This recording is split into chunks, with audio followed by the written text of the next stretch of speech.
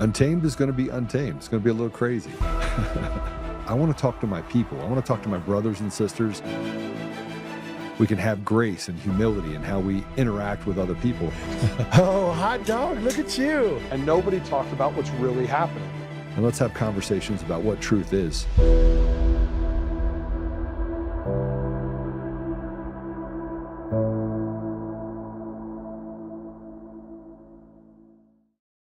Well, hello, welcome back. Yeah, today's going to be fun. We are going to have a fun, very spicy show today. I'm good. Hold on, Casey. They can't hear you yet. So, yeah. No, I can hear you. I can hear you. They can't hear you. We have Casey joining us, and before I bring him on, and we're going to talk about all sorts of stuff. And frankly, his latest episode, I have a cut from it. We're going to talk about it, but I'm going to tell you that he's like my spirit animal. I don't watch a lot of podcasts, but I watch his, his and Kyle Seraphin, the two that I watch, and I think he'd probably agree. Kyle and him are spirit animals. We're all spirit animals together. Matter of fact, when things hit the fan, I want to be in the foxhole with them. And I hope we don't have to be, but I think it's probably headed that direction. But before we get started with Casey, I want to bring something up. Every day we're confronted with more stupid. And it's not even a fun stupid. It's like a stupid. Just imagine being as dumb as you possibly could be, and then just put those words into the mouth of a politician. Well, Hickenlooper started out this morning, and he said, "We live in the wealthiest country in the world, and your health care is out of reach for millions. We're in the middle of a full-blown health crisis, and Republicans refuse to work with us to fix it." and I kept thinking to myself, is it that we don't want to work with them? And I was like, liar. Your idea of fix it is taxing the people in Bolivia. Over 9% of the population with a life-threatening condition seek medical advice and services outside the United States. More people now have no coverage than ever before. Healthcare companies record profits. Costs for Americans is nearly more than their rents and mortgages. You liars cannot fix it. You cannot fix your own lives. You drain the people dry of their refuge, spew ridiculousness, while at the same time saying, we are here to help. You don't help, you destroy. You literally demonically have destroyed everything that is good and replaced it with chaos and misfortune. Anyone that speaks up, you censor. You have banned or used the strong arm of the media to ridicule and defame. You people are literally the axis of evil. So with all due respect, of which you deserve none, piss off, liar. So I didn't really have a lot to say there. As you can see, I was trying to be nice when I put that up. And then we had Patrick Byrne put up something regarding Dominion voting systems. I did a 50-minute long video on Facebook. I put it out on Telegram as well to try and explain the fact that why is it that all these people that want to talk about elections and they want to tell us that they got it figured out and they were first to the list and I was the first one to report on it. Just remember on October or November 11th, I was the first one to put it out. I was the first one. I was the first. And they're fighting over who gets credit for the ridiculous. And so I had to put up something before that said, well, if you want to be technical, I was the first. Because it was November 6th, I was up hunting, and that's when I uncovered Dominion and Eric Coomer, which, by the way, you guys won't talk about Eric Coomer.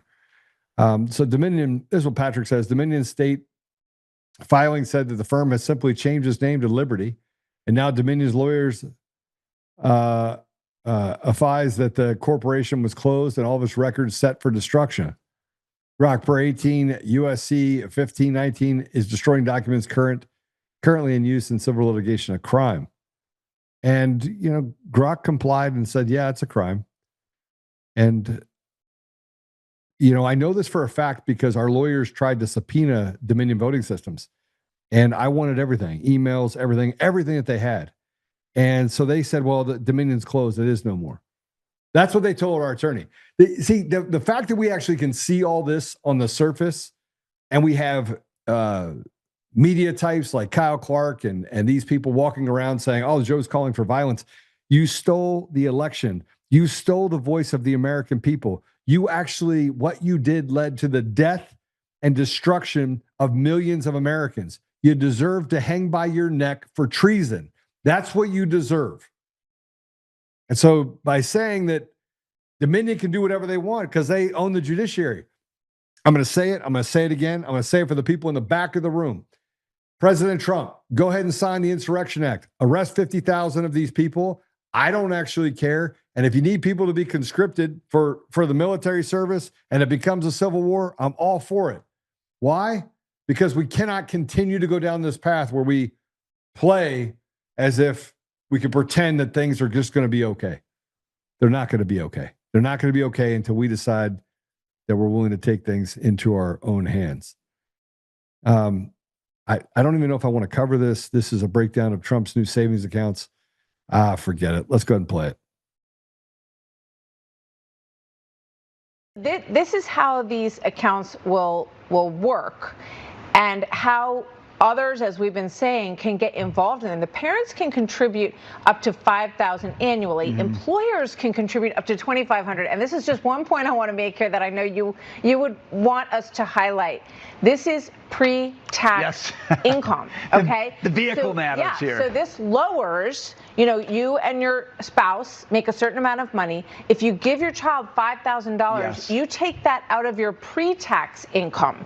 So it lowers your taxable income and allows you to pass it on to your child. You know what this is? It's not just good for the kid. Everybody who contributes to this is getting a benefit from it. And again, it's not we're making you do it. It's we're inviting you into prosperity, and that's going to be so much more motivating than any kind of tax requirement the government's going to put on you.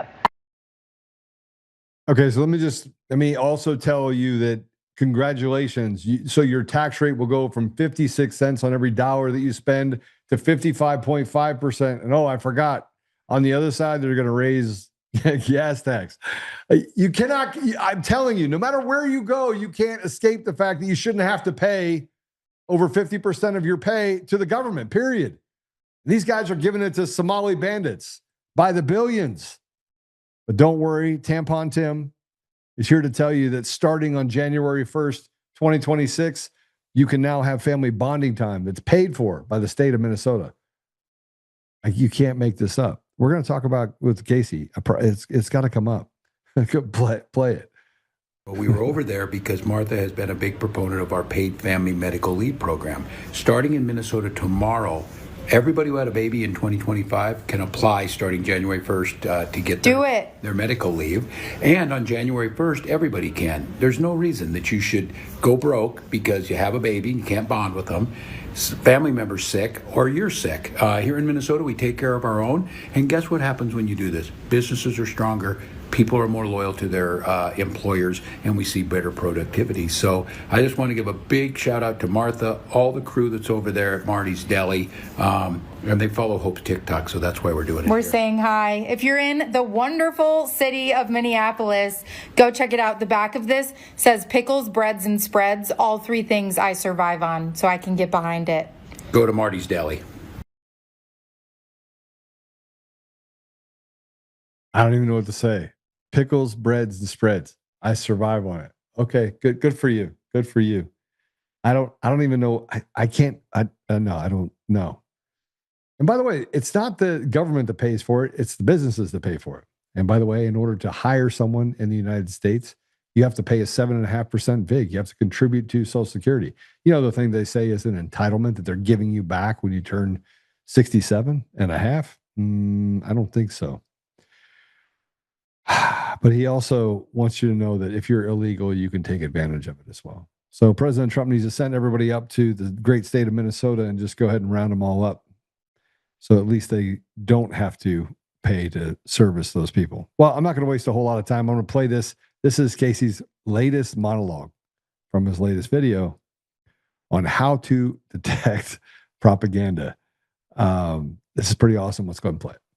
When you are swimming through media, be it in print or on your phone, the most important question to ask yourself is whether this is fiction, reality, or propaganda. Gutkind Kirschel was a German Jewish bookseller.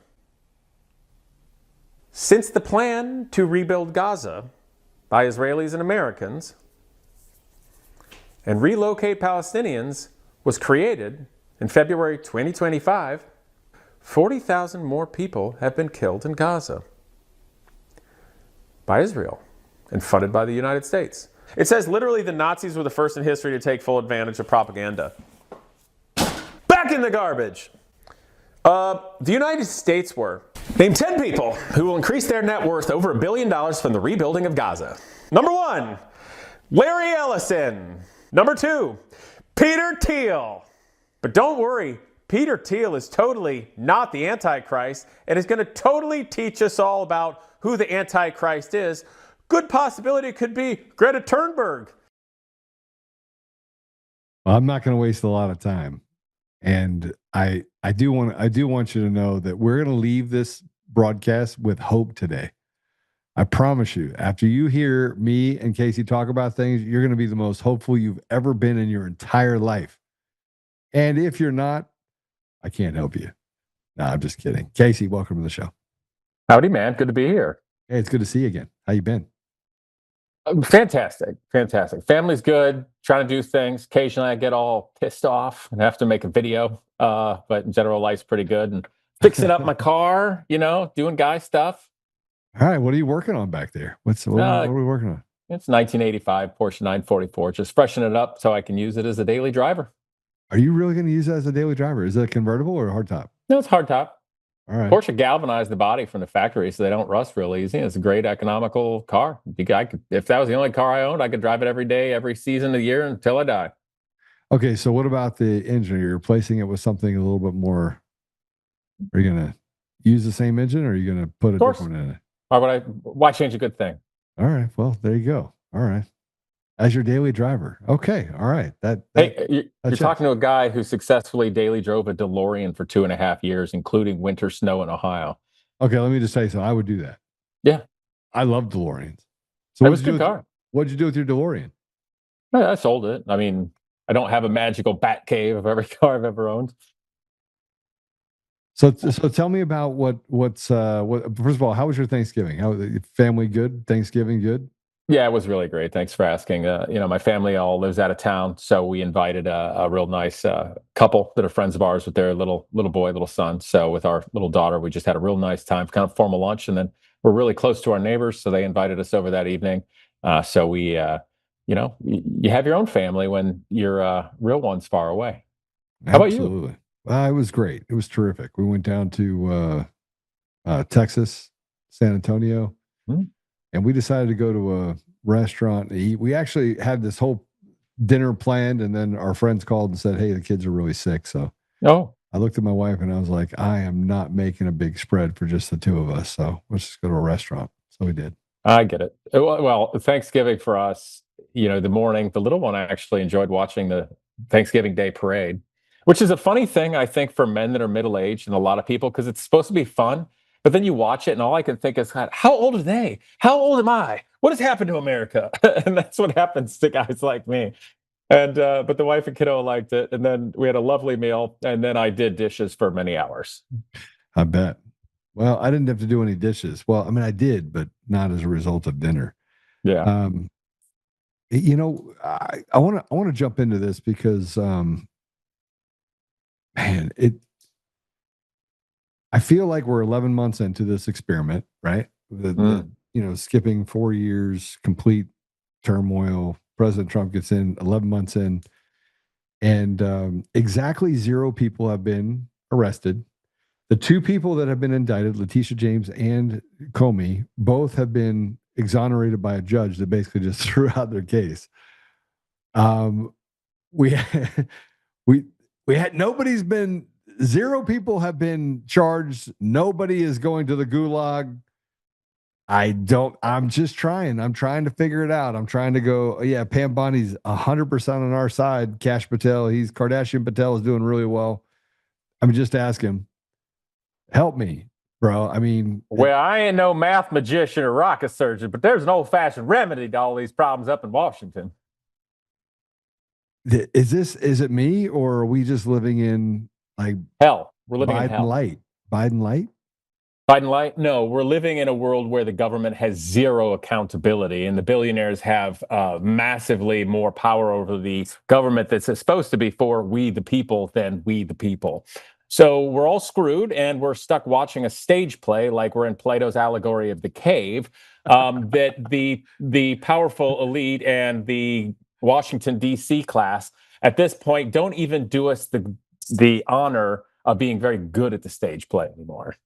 I mean, I feel like they're not even lubricating at all. They're just kind of sticking it right in our ears. I mean, our orifices are all a little sore because it stuck it in my eye yesterday, and then it was my ear, and I'm like, stop, just stop. Yeah, they like that. They're into it. And I don't want to. The only way they can feel anything. You get that many, clinical psychopaths together, and that's the only way they can feel anything. It's as if there's two dimensions. I mean, quite literally two dimensions. What do you mean? The government can operate with absolute impunity, do whatever they want, and the American people get punished. But if you're a criminal, then the government's like, hey, that's a part of my tribe. We got to make sure we let them out. So, hey, just go out and commit a bunch of crimes, and well, wink, wink, we'll just let you out after 2 months. Okay, gotcha. Just go out there. Next time, light them all the way on fire. Don't just pour gasoline on them. Am I wrong? No, you're exactly right, which begs the question. If the government doesn't go after criminals and we the people don't like the government, what difference does it make if we all become criminals? That's what they don't want you to think. And frankly, that's what I don't want to think myself. Yeah, but that's where we are. You've got to the point where entitlements, I just did a couple of interviews. I was interviewing a couple of people. One of them went really well. Great individual. I said, listen, this is my political background. You probably want to do the research before you come work for us. And the other one was like listening to milquetoast. What do you mean? Just not a very good person, not smart at all. I go, why again am I talking to this person? I just asked two questions. I was like, okay, that's great. Okay, let's move on. I got to go. Because I typically, when somebody comes work for the company, I at least have a conversation with them so that they know that they're getting into the bee's nest. But look, it doesn't seem to, you have states that are captured, you have people that are captured, you have a system that doesn't allow for people to have any sort of seat at the table. And then they're surprised by the outcome, but they tell us, hey, look, violent crime's down 20%. And I'm thinking to myself, from what? Where? And let's say that's true. Opportunity deserts are growing faster than we can.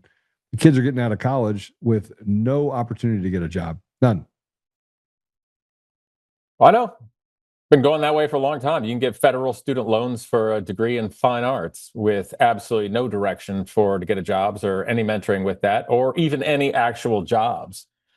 So it means universities just get to pilfer the money from the future of young people, selling them lollipops and unicorn farts and destroying tomorrow. All right. So what's I almost said what's the answer, but I don't really want your answer to that question. Political discourse. The Republicans and the Democrats are both unhappy right now. Would you say? I mean, you're not happy. Oh, I would agree. In fact, with my so-called political crash outs, that really came about when I had it with the Republican Party. Like, I'm done. This is bullshit. You did nothing but rug pull all of us, lie to us. This is all a effing joke. I already realized that of the Democrats. So I just started speaking as a person that thinks. That's it. And what's amazing is the amount of people subscribing and coming over. I've got liberal women in California watching my show and agreeing. That should tell us all something, that independent thought's the most important thing. And I'll mention this. So you hear everyone speak about the uniparty. Two wings of the same bird or two cheeks of the same stinky asshole. Well, that's right. And that's very depressing. However, you're looking at a two-dimensional picture. Flip it around and look at the backside. When you realize there's a uniparty, you also realize there's no left and right. There's just people. And if you stop thinking left and right, you'll realize mostly everybody agrees. And then you have the chance to possibly lead. And I think that's the weird sort of Alice in Wonderland mirror magic that they don't want everybody to realize, is that you can look at this uniparty BS from the other side. Yeah. So when we look at it from the left and the right, I mean, just from my perspective, I'm more concerned about the right than I am the left, because the right is actually in charge right now. They have all the levers of power. I mean, if you want to, they have it.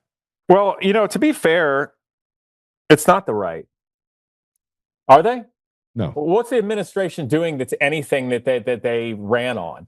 Well, what are they doing that's anything of what the conservative party and the so-called right is?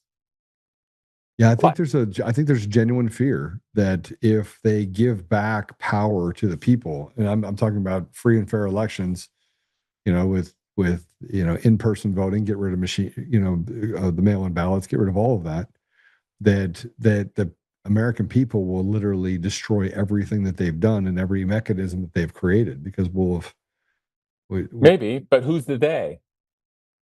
Well, I mean, look, I think most people agree on most things. I think take social issues, put it aside, they still want life, liberty, pursuit of happiness for their children.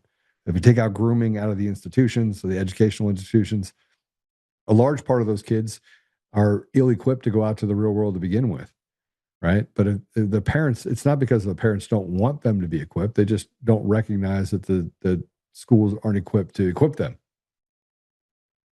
Yeah, I mean, it's been a long time since we had shop and home ec and things that actually help people be a functioning member of society, and it's long since we've gotten into, I mean, the last 4 years of grooming, DEI, hide crap from your parents, you'll be considered a terrorist if you go to a school board meeting kind of BS.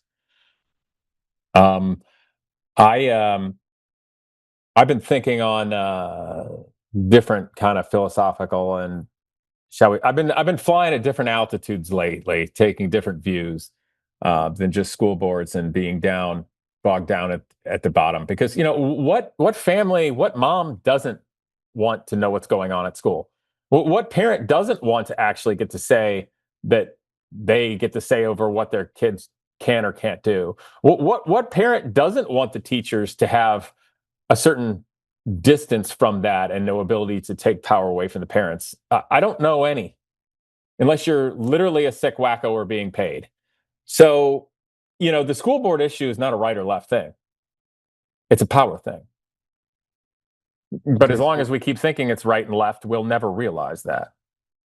Well, that brings me to the platform discussion. With the platforms on both sides all say the same thing. They mimic well, we want to make sure that we improve education. A bunch of stuff that you can't ever get to because you never actually get to the problem. You always service the symptoms. And as we start to create these dog whistles, I mean, people. You said that people on the left are actually listening to your podcast. Yeah. You think at some point people have actually just gotten to the point where they're like, listen, it's not getting better. It hasn't gotten better over the last 20 years. It's gotten progressively worse.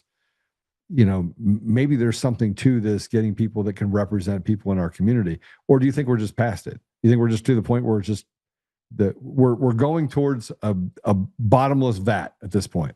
Well, we are, but the thing is, people can only wake up so fast. The amount of people that are waking up since 2020 is astonishing. Yeah. And people are going to wake up in different ways. You'd be like, what's going on? And then blame like the first thing they think of. And there's a process to everybody really coming to a point of, should we say, some kind of enlightenment? The difficulty with that is the fast approach of AI, a totalitarian surveillance state, it's an arms race. It's an arms race of the organic intelligence waking up and finding enlightenment of the stage play that they're in, and AI's ability to get powerful enough to completely control them. Look at who's buying what media. Look at who's buying what social media platform. Look at what you can talk about and what you can't talk about.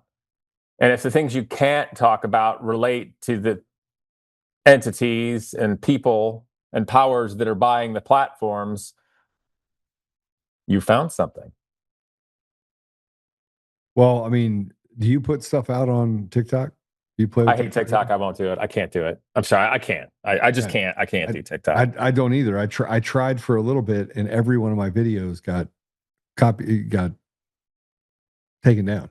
Yeah, I just can't, man. I just can't. I can't stomach it. I've tried for about 2 seconds in the past, and I'm like, there's nothing here. Nothing here. And I already hate X, but X is like the real world and lollipops and, tulip fields compared to TikTok. I've always thought of TikTok only as a social destructive force and a programming tool. There's just no value. I can't do it. And YouTube have they given up the censorship, or are you seeing that your censorship on your platform has gotten worse? I don't know. Depending on the subject. I'm shocked that my videos have been doing as well as they are. Because I've said a whole lot of truths, real hard, real loud, real angry, and I've used a lot of expletives. And I've seen almost no consequences to this point. Well, typically they come fast and hard. They copy strike you 1, 2, 3, and then you're out. Yeah, my channel's probably going to be gone in the next 2 weeks. I take it you're talking about the Jew problem. The what? The Jew problem? Are you talking about the Jew No, problem? I just predict my channel, if it's going to be gone, it's going to be gone. And I'll say before the year's out. And why? I mean, I've seen your videos. I don't think anything you're saying is not truthful. I don't think you say it disrespectfully either. I think you give people enough room. Well, it is. But I'm just going to make that prediction right now. Your channel will be gone? Yeah. Before the year's out. Not because of what I do. Just because you think that both sides are going to realize that you need to be gone? Yeah, because I'm a goal-oriented person and not a maintenance-oriented person, which means I'm going to keep doing stuff, and eventually they're not going to want me to keep doing stuff. All right, how do you balance it? What is it? I mean, I knew that we were going to go negative here because I'm not negative. I'm going to go positive. I'm being super real right now. I'm smiling. The problem is you're smiling. You're okay with it. But the reality of it is that you have to deal with the retards out there that want to take everything from you because they're not afraid of the truth. They're a whole lot different than retards. Okay, what are they? Machiavellian clinical psychopaths that only want power. There you go. I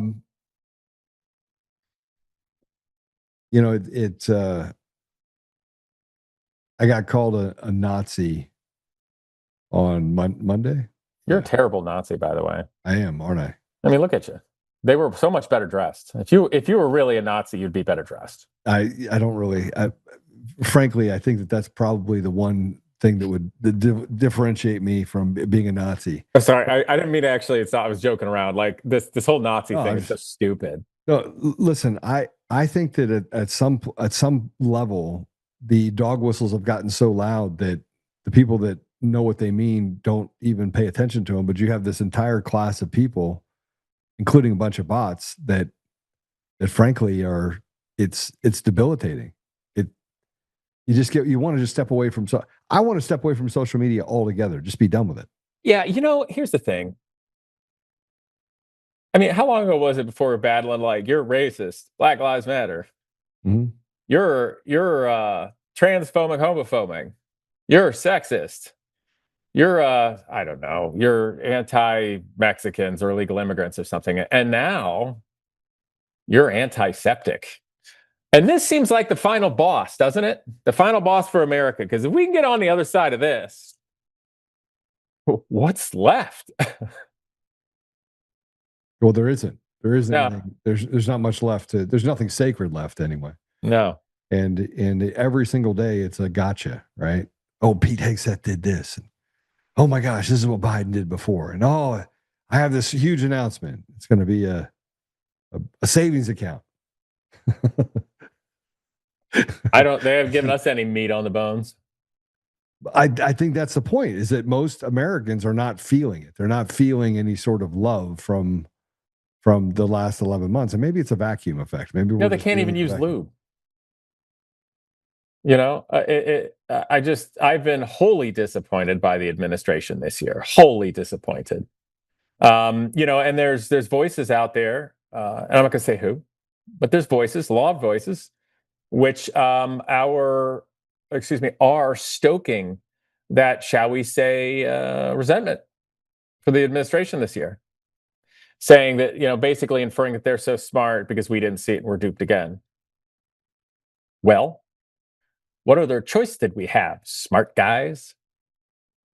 Yeah, I mean, there was worse, and then there was worser. Yeah. Well, yeah, and who the heck wants to vote for Kamala? No, nobody wanted to vote for him. And the reality of it is, it would have been the ship would have sunk. So it feels like a speed bump to the tyranny of America. We get into 2026, we haven't solved the one major problem. Do you think that they solved the election problem, that at least it would slow things down to a place where we'd have some semblance of transparency? You know what? I'm just going to say yes.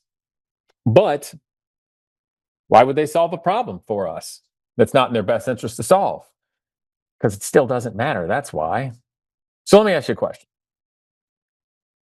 So we see old Trumpy trying to rush to have unregulated AI and full surveillance state kind of stuff and full power for the government in every way, shape, and form, right?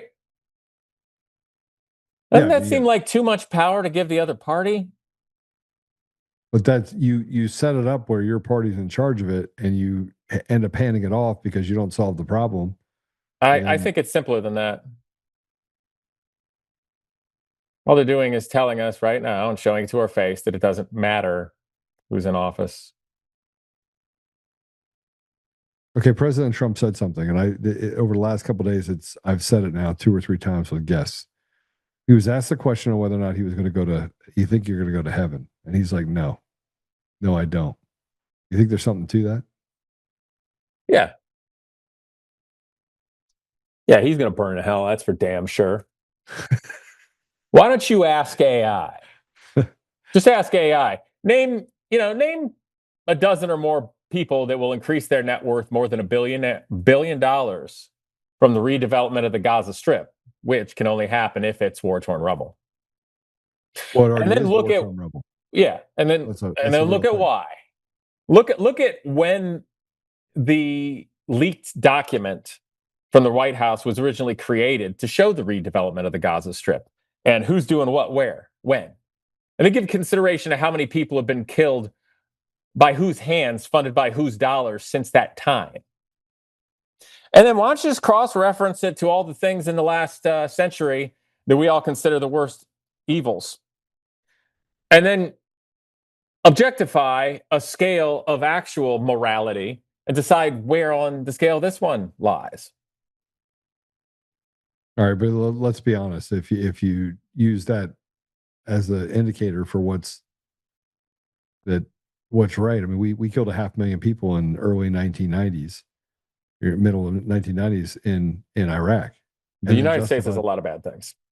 Since World War II, we've killed more people than ever died in World War II.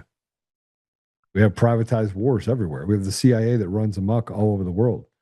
We have reports that run just more came than out. amok. Yeah, I mean, there's a report that just came out that what's her name, Emerald Robinson, put out, which is all the information related to the whistleblowers from Serbia, from Venezuela, from Dominion, and it didn't even get a blink.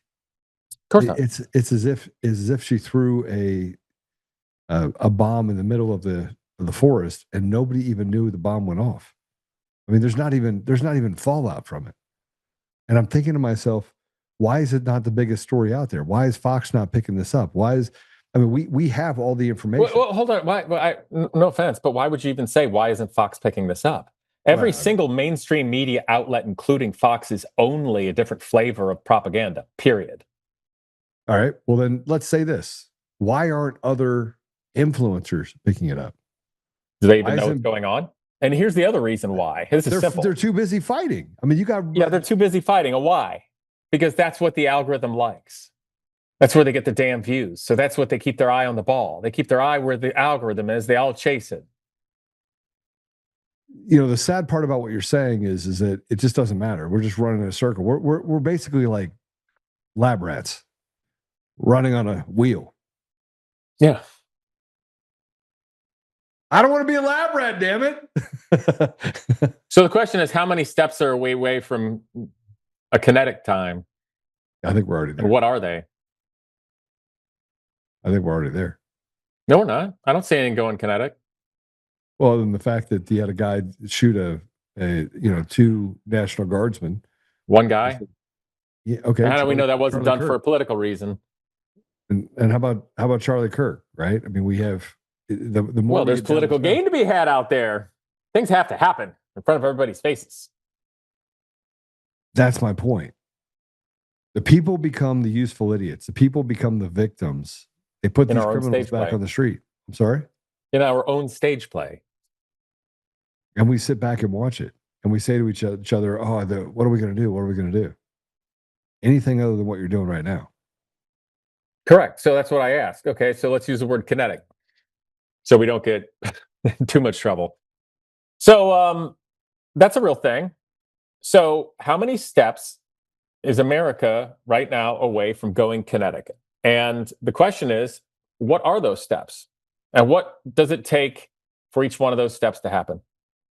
And the reason I'm bringing this up is so we can figure out another path. All right, so what's that other path? Well, let me ask you this. Do you believe that the United States and its government and how this place operated at some point in history was pretty decent? Well, that's a tough question. Kind of a yes or no. I made that pretty vague. Yeah, I mean, do I believe it was in a better? Yes. I mean, I'd be wrong to ignore the fact that I've had an amazing amount of opportunities in my life, and those opportunities were, I don't think I would have had the same opportunities if I were in a different country. So yeah, I do believe that going back 30 or 40 years, that there was opportunity for people to get a better life, to become more educated, to do better things. So 30 or 40 years puts us in the 80s and 90s, right? Right. Okay. And then at other points, would you say in history, whether it's last century, the one before, or any other time, perhaps our government, the United States, functioned more as some modicum of we the people-ish? Yeah. Maybe progressively have gotten worse? Okay. Yeah. So the question is, how do we get there? And the other question I have to ask relating to the 80s and 90s, because I was writing something today. The phrase that hard times creates strong men, and strong men create good times. Good times creates weak men, and weak men create hard times. Yeah.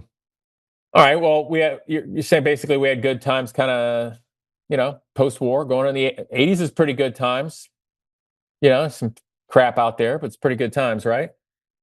So we're creating a lot of weak men out there, so to speak, and that's facilitating or creating bad times. And I would say it's the weak men, the weak, complacent men and women. Let's be equal opportunity here. They've facilitated the bad times created by powerful, manipulative people. So what's the solution to that? We can forego complacency and indifference and push back, even though we're just comfortable enough not to care. I had a young person the other day. I hung out with him in a while. Makes a little bit of money. He's got a job. Still lives at home. It's a hard time out there nowadays, so I'm not knocking that, but he lives at home, so he doesn't have that expense. I don't believe that he has a girlfriend, so he doesn't have that expense. So he's a single guy with a sports car and likes to go shooting and whatnot. And we were having lunch, and he told me he doesn't really care about politics, doesn't really care about what's going on because he's doing well. That is the worst possible answer and position to be in. All that means is you are exactly what they all want. Go? I was kind to him and I listened to him and I said, hey man, it may feel like it now, but you can't afford to not at least pay a little attention. Or by the time you actually get up, you'll be in a position where you won't be able to pay attention. Yeah. Won't be anything left. Yeah. So, okay. Life's a lot simpler than we make it. My granddaddy, he was a World War II vet, doctor of optometry for his whole life. Didn't miss an Ohio State football game for 50 years. Ohio State home game, I should say. He'd always say, "There's too damn much government." He's right. The worst thing is, though, there's no accountability for the government. We have no accountability. Our legal system's totally skewed against us. Lawfare is very real. No normies have defense. And the only reason they keep up the stage play is because the status quo is to go along with the stage play, and the industry is kind of centered around it. It's just that it's like the DMV. Like, the DMV doesn't have to give you very good service because it's not private interest, it's government, and that's the way it is, and you're stuck with it. So the government doesn't even give us the good service of giving us a good stage play anymore, which is bad. So, okay, kinetic, right? A revolution, something of that nature. How in the hell would you actually get people, one, motivated enough, and two, organized enough to do that? They wouldn't be squelched. Yeah, and then the other thing is, when was it? Was it relatively recent in the last? Yeah, I don't know if that's true. I don't know if I think that you've gotten to the place now where people are learning how to connect and be connected in a much more loose fit, lean in on certain talents. I certainly am seeing it in Colorado. We have these brotherhood groups that are being created everywhere, and we're testing it. We're testing the groundwork on whether or not that gives people the opportunity to stand up for people in our community. So, to be fair, I do hear some things like that out here too. So people will find their own tribe, because when it gets tough, people can recognize good from evil, and they will flock to that good. And so, I'm sorry, continue. Forgive me. No, I think that men are finding their courage. I think they're finding their inner voice. Certainly, you did a lot with cars before you decided to get into politics and mix in politics with cars, right? And a lot of that, I think, is tied to the fact that your family. I mean, you're a dad, like you're a husband, and it's hard to look out and see all the things that are happening and not be nervous and pissed off all at the same time. Sure. So, and you found your tribe. You have people that are your tribe, right? Made one. Yeah, of course. We're all on the same team out here. We all are our own tribe. They just keep us divided and fighting, because that's how they keep power and control. And if you don't believe me, look at the nature of what keeps everybody on various social media platforms. Just that. So, you said we were going to keep it positive here today and inspirational. I think this is positive. I think it's positive that we understand that there are men out there that will stand together with each other. I mean, there's nothing better than that, I don't think. I mean, we could trace it back to, the 16th century, when they basically, the king was afraid because people were upset that they were overtaxing the people and taking more off the table than would allow people to be able to feed their families through the winter. And this is, I mean, obviously I'm talking about, the England at the time, but the same thing is happening right now. They're taking too much meat off the bone, and you see that they recognize this, though.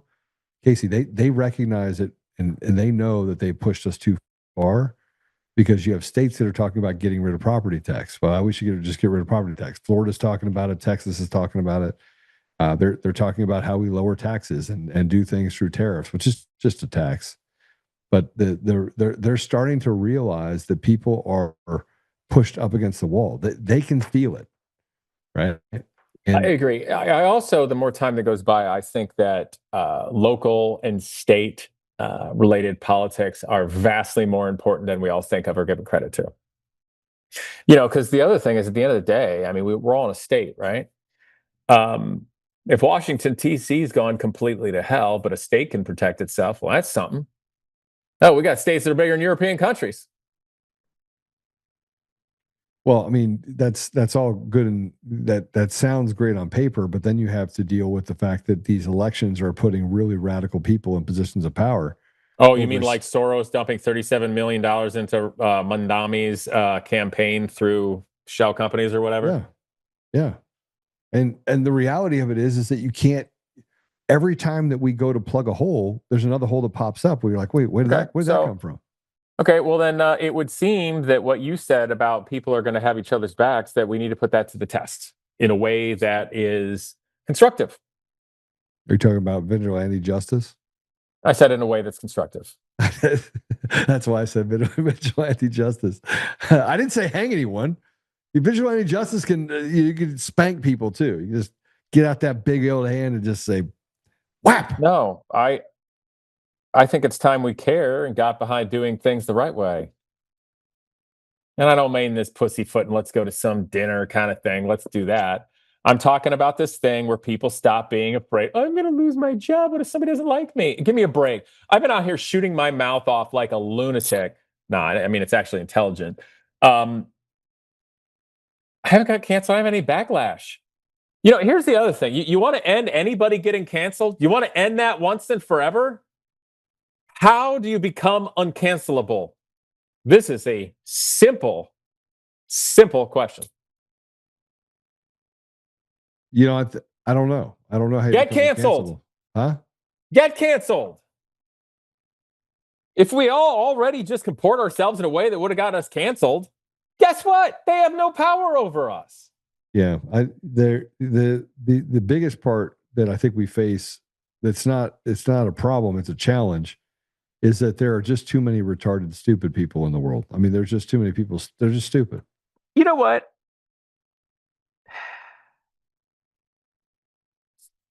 It's still a first world country. There's still people are going to be herd mentality at some point, but there's so many dang smart people out there. You know it with the internet. How many, if you say one little thing, how many people are going to have a comment and call you out and check that? How many people will gang up on silly things and idiocy? I'm going to say something about that. I have heard, they say boomers in a negative way. It's like, well, kids today, they don't care about older cars. They don't care. Why don't they care about my 65 Corvette? No, they don't want to work with their hands. They don't want to do this. Well, the reason they don't want to do anything is they don't care is you never made it matter to their lives and you never shared. You didn't give a damn about the young people. And if you don't give a damn, guess what? They're not going to give a damn. So I'm not going to call a public stupid anymore and retarded. I might call an individual retarded because their actions are retarded. But I would actually, in a nice way, I would suggest to you, let's not do that anymore because it's a fucking cop-out. All right. I think people are a lot smarter than that. And that's the only way we're going to get them together. We're going to tell everybody they're stupid and retards and they're not going to do anything, or we're going to say it's like, well, we can individually call them stupid and retarded. You know what? No one's stupid and retarded anymore. They just are what they are. Nobody calls anybody a genius unless it's ironic. We don't even call people criminals. Let's call them criminals. Well, you can't do that. But why not? Let's talk about the furries then. So they don't lack some brain cells? Probably plenty of really smart furries. But they have found an unusual alternative lifestyle because there is something in their life unbalanced. Yeah. So what is it? Yeah.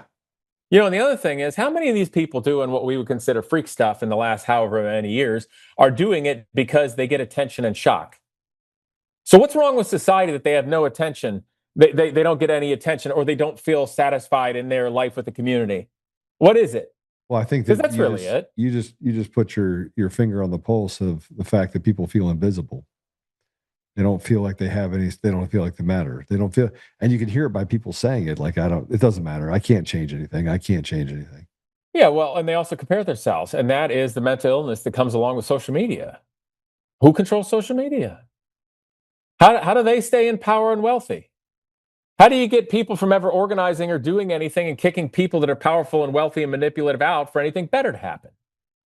Well, I mean, do you think there's something wrong with people being wealthy? I mean, is that no, but I will tell you this, and if I sound like a lefty of some sort, I don't care. I'm really tired of the billionaires. I'm really tired of all these rich billionaires. And here's the reason being. They have no creativity. They don't give a damn about us. The few that act like they do, they don't. Look at their actions. Give me a break.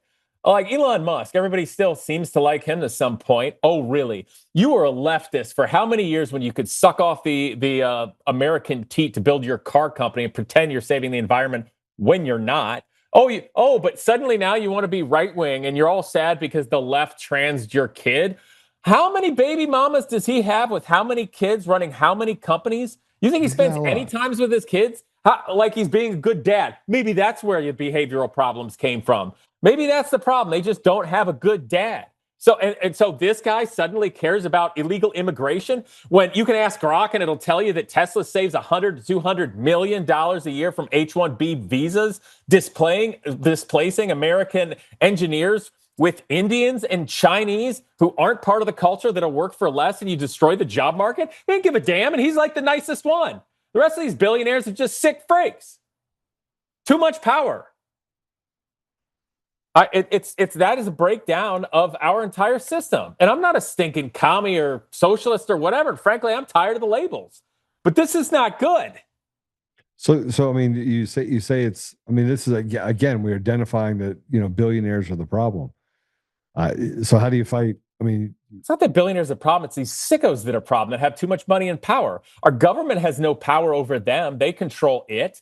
The government and that have zero accountability. And the people have no power. So what's the resolution? What's the how do you fix that? The people have to stick together. The government needs accountability. And the billionaires need a reality check.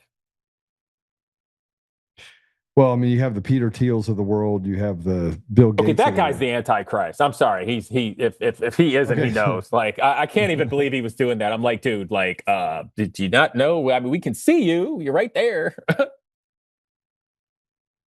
Yeah, I don't actually know from my perspective. I know a lot about Bill Gates. I know a lot about what he did in Africa and other nations. I look at what Peter's doing and the fact that you have Palantir and all these other companies that are basically running the government at this point. And it's just another, sock puppet for the CIA. It's a sock puppet for these organizations that have never had accountability over the last 70, 80 years. Completely true. So it's not, we just call it a different name. But the reality of it is if we can strip it out, then we can save our nation. And it benefits the Democrats and the Republicans to strip it out.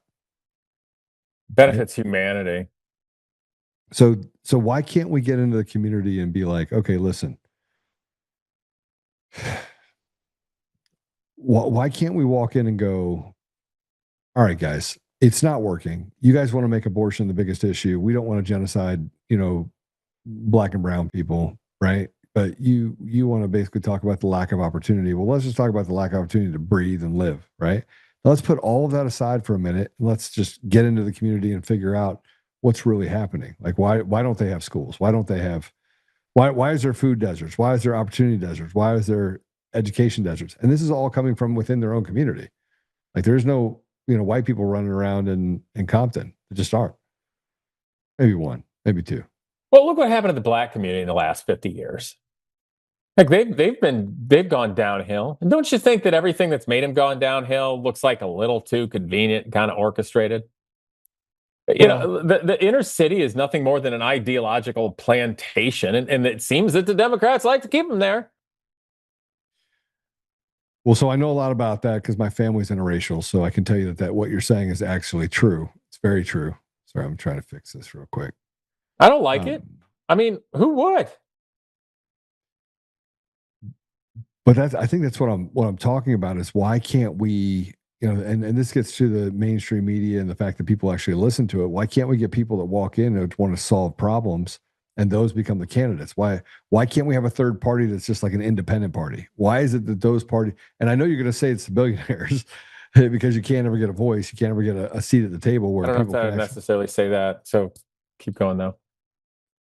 But how do we not have a third independent party that has some leverage in order to protect the people? Why is it we can't? Nobody organizes well enough. Nobody organizes well enough. This is where our country's evolved to.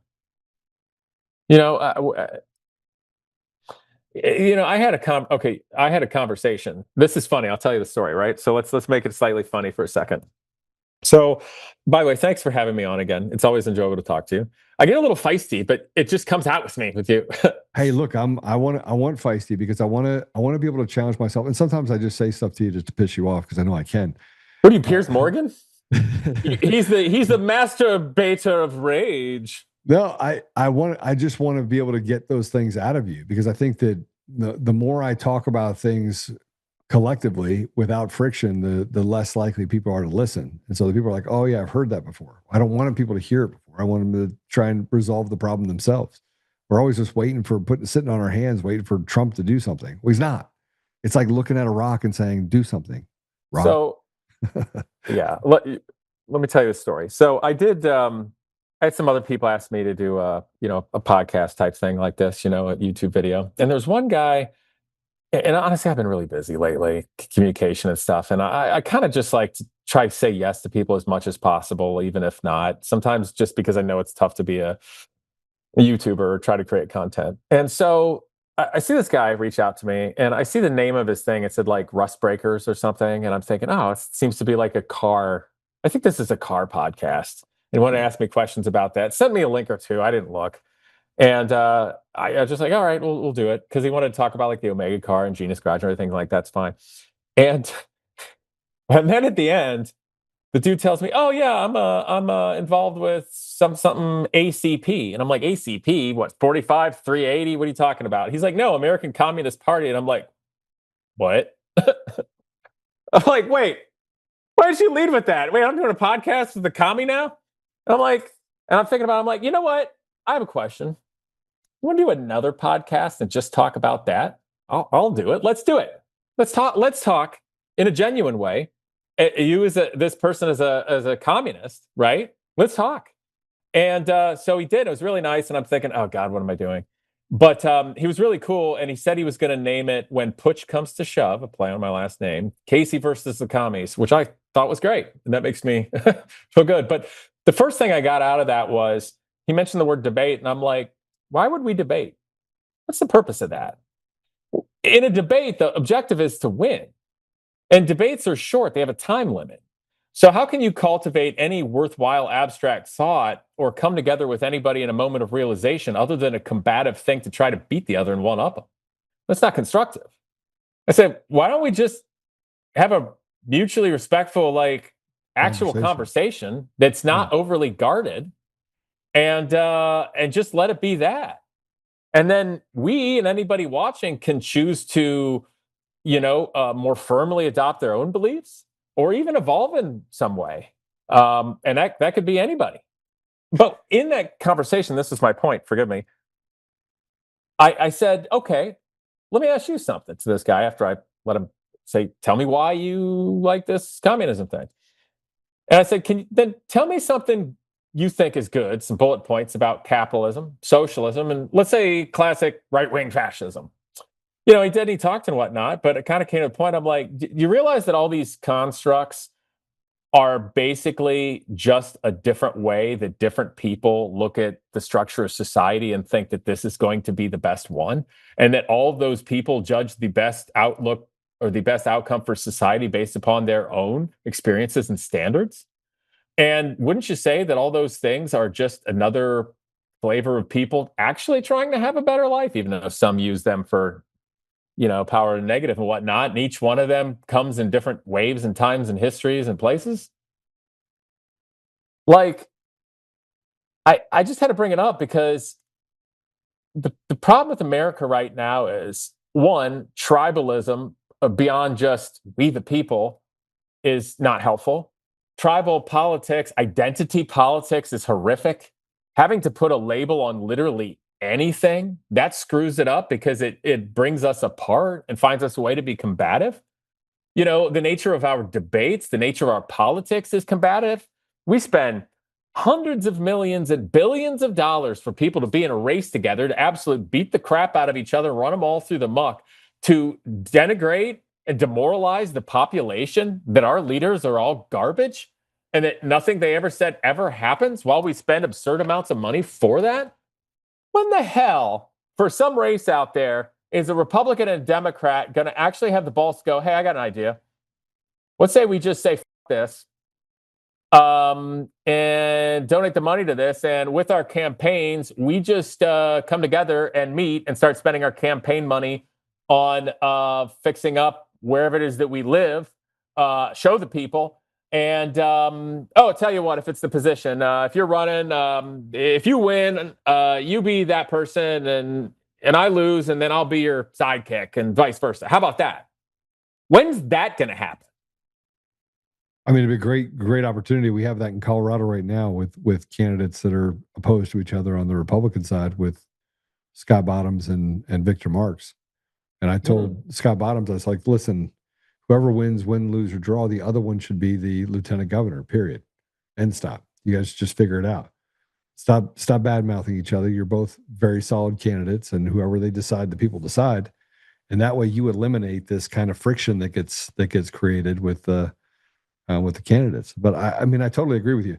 And I see that kind of play out, the lack of debate. I have a friend of mine named Ike McCorkle. He's a Democrat. He's a lefty. And he constantly puts stuff up on his page, and he's talking about stuff that I don't agree with. And I'm like, man, bro, you were trained for this. This is bullshit. Just take this down. This is a lie. And I do it all day long because he's so ideologically, but we don't debate. Okay. We just have a conversation. I brought him on and asked him a bunch of questions. I was like, well, I don't agree with you, but have you considered this? Right. And normally he hates people that are Republicans, but I love talking to the guy. And everybody's like, well, I can't believe you talked to Ike at all. And I was like, why? He's a fun guy to talk to. At this point, I'll talk to anybody. I think we should be able to do that. Yeah. Well, we should, but I've frankly always been that way, but I mean like on the internet, you know? But the problem is on the internet, like there's certain people that I frankly have no love lost for. I don't have any love lost for leaders that are. Oh, there's some people I might talk to, but I might tell them what I think. Yeah, I mean, look, I called for, leaders in the state of Colorado to be tried for treason for stealing elections, and so they should be hung by their neck. Yeah, military tribunal, hanging is still a acceptable method of capital punishment. Well, I mean, I tell you, they put it all over 9 News. Like this guy, Kyle Clark, who just loves me. He's got to love. He loves me. Guy loves me. Watches the show. Detecting sarcasm. No. He must have like a crush on me or something secretly, because the guy does, Channel 9 news at the top of the hour. I mean, this is what he does. This is the #1 news station in Colorado, and he does nothing but talk about me. In what way, may I ask? I called for violence, and MAGA podcaster Joe Oltmann is calling for the release of Tina Peters. Tina Peters shouldn't be in jail. 9 years. You let a guy out that was trafficking enough fentanyl to kill everyone in the state of Colorado. You get him off on probation, and you put this woman who's a Gold Star mom, 70 years old, in prison for 9.5 years. You make it make sense to me. You can't, right? So, but I digress. He's one of the people that I frankly would want to be, frying a hot vat of acid. Yeah, I've reached a point where, if you notice, I kind of gently closed my eyes for a moment, went silent right there. Mm-hmm. That's when I have a lot to say and choose to say nothing. No, keep saying it, man. You don't have to hold anything back with me. Nothing. Because I don't care. I don't give a shit if people like me or dislike me. Right? They keep coming to watch my podcast. So, I mean, it's whose country is this? I mean, whose country? It's our country. Is it? Well, not technically, no. Isn't it? Then whose is it? We don't own anything. Oh, don't we? No, I do know of this. But say we all decided we just don't give a shit about that, and we want things to be a certain way. Yeah. Funny thing is, I think everybody's already done that.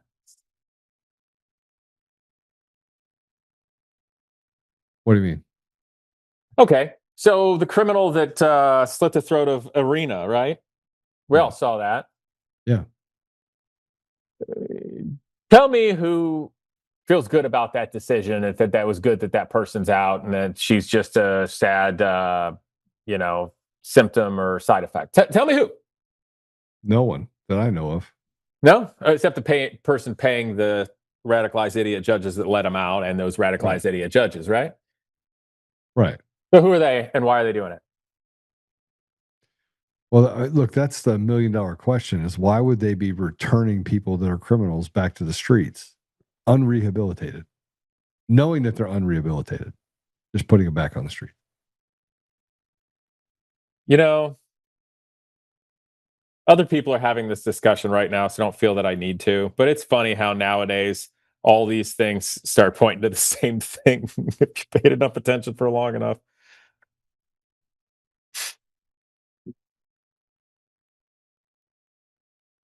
What do you think the answer is? I'm going to let everybody decide that on their own. Look, chaos favors the op, never favors the people. The more chaos you put in the streets, the more likely you are to get an outcome favorable to you, because everyone is looking at the chaos. They're not looking about what's happening in plain sight. Right? Yeah, you know, in 1839 in Switzerland, in Zurich, the universities were really liberal. And they did some funny things and started screwing around with religion. And the rural people and the workers and the farmers got so mad they got their pitchforks and what have you, and put an end to that. And actually, I think in Zurich, that's still celebrated as a positive, heroic moment. But that, I think, was one of the first things called a putsch, which is my last name. Eventually, people just have had it. And we're talking about that a lot in America. And America's a different place. And frankly, right now, am I calling for an armed revolution? No, I'm not even suggesting it right now. In fact, I've got other ideas and plans. But I do think it's good that people are talking about that. And I think maybe the most constructive way to talk about that is if we start trying to analyze what's happening from a 50,000-foot view, so to speak, and we start looking at this stage we're at in America and what the construct is in terms of individuals, their psychology, the psychology of the masses at community level, state level, federal level, you know, and all of the entities and things that are. And don't overly complicate it. Don't be tribal. But let's look at the steps. Where are we? What's potential to happen? And, you know, I don't believe for a minute the sunshine and lollipops that are getting blown up our posteriors by, you know, Washington right now. Oh yeah, Donald's gonna get rid of income tax. Oh yeah, and AI and autonomy is gonna make it so we're all rich. Elon, yeah, sure. Maybe things will help out eventually, but it's gonna get worse before it gets better. The other thing I want to say is a lot of people nowadays talk about how this time in history, the world over and the United States, relates to times and places of the first half of the 20th century. Things that relate to Europe and whatnot. Yeah, there's some similarities, but I would actually say that what's going on now more closely relates to the social, economic, and political struggles of the earlier industrialized revolution from the 1800s. With the advent of AI, automation, robots, etc., and control, it's like early industrial time when, you know, people that were skilled craftsmen losing jobs, but now it's going to be jobs that are white collar and such. And the reason I think that is I started reading some things relating to political upheaval and parties and the advent of Marxism eventually to come and whatnot, and looking at, you know, poverty and economy and such in the 1800s from the industrialized revolution. I'm like, oh my God, it parallels now. And that'll probably be kind of show our roadmap in a parallel way with this AI computer information age. I think it's more the 1800s. I mean, so you think that history is just like repeating itself? We're just in a sense, because it parallels the same thing. It just happens in a different way. And the sad thing is, though, you know, at least with the Industrial Revolution in the 1800s, we got to a point where we could make some really amazing things, and we had beautiful architecture in the late 1800s, especially in Europe and whatnot. And obviously there's a lot of poverty and stuff, so it's not like everybody had it well back then, but there are a lot of beautiful, amazing peaks of humanity type things and great thinkers getting to that place and all. The difficult time with our information age and AI is we're not creating anything. Sorry, AI porn doesn't count. That's bad news for humanity. AI is not creating anything, and the people are already lost anyway. So, like, they're not going to be taken advantage of when their jobs are gone by the powers that be. And the powers that be, what are they creating? Not a goddamn thing other than power them for themselves. Half these psycho billionaires don't even necessarily want humanity to continue. Look at Peter Thiel when he got questioned at. That dude's a freak. Yeah, when you talk about him, and you have Yuval Noah Harari, you have the World Economic Forum, you have their entire group of people that said they wanted to eliminate 95% of the population. In the Tell world. you what, let's start with them. You look at old Elon Musk. He wants interplanetary species and stuff, and he's tripping balls on ketamine or God knows what in the White House a while back ago. All these sick freaks kind of end up in the same weird controlling boat. There's too many people. We're building bunker. Like, the hell's wrong with these people? Just be a normal rich guy. Chase some tail. Don't be an asshole. Drive an old Formula One car. Get drunk once in a while. Like, they're not even cool. They're not even cool rich guys. At least Carnegie built us like theaters and stuff. What the hell are they doing? Nothing. Anyway, so I think it's a lot like that. But the AI problem is that we're not gonna awaken to anything good. Elon Musk says stuff like, "What questions do you want to ask AI? Oh, what's outside the simulation?" Well, dude, just the AI is not even really AI. It's machine learning, and there's a big difference between the two, right? I know. I just,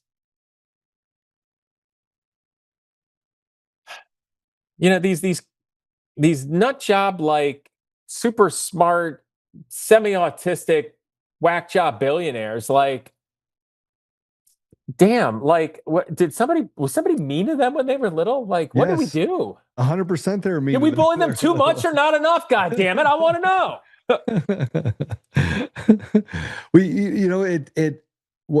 We could actually, you said something interesting. He's like, Joe, this is not rocket science. Just think about the simplest problem, and that's probably what it is, right? Think about it in simple terms, and that's probably what you're dealing with. And we've made stuff so complicated that we just won't press the stop button. Just like, hey, you know what? I got an idea. Let's stop. Like, can we just stop that? Just stop. Just stop. Right. We don't frankly live that long. No. Well, what are we gonna fill it with? What are they gonna fill it with? I want to download myself into a computer. Did you ever watch any sci-fi movies? Like, it didn't end well. I can't stand the thought of dying. Why? Everybody's done it. It seems like there might be something else there. People talk about that now and then. Well, I'm an atheist. I'm like, okay, then why do you identify with a religious organization? By the way, I'm not going to say who, but something else I've noticed of recently of some of these wildly powerful billionaires and whatnot. Why is it that I see a lot of these powerful figures, whether they're a billionaire or like a media talking type person or something, super identify with a religious group of people, yet it's pretty clear they're atheists, or they just say they're atheists? Don't you think that's weird? Yeah, I mean, we can talk about the Satanists too, right? I mean, the fact that I haven't talked about those people too much because I don't see a whole lot of, or at least I mean, there's a lot of them. You think? Oh yes. In functionality or in title and functionality? The title and functionality. Really? What do you see? What have you seen? Well, I mean, look, I've been in.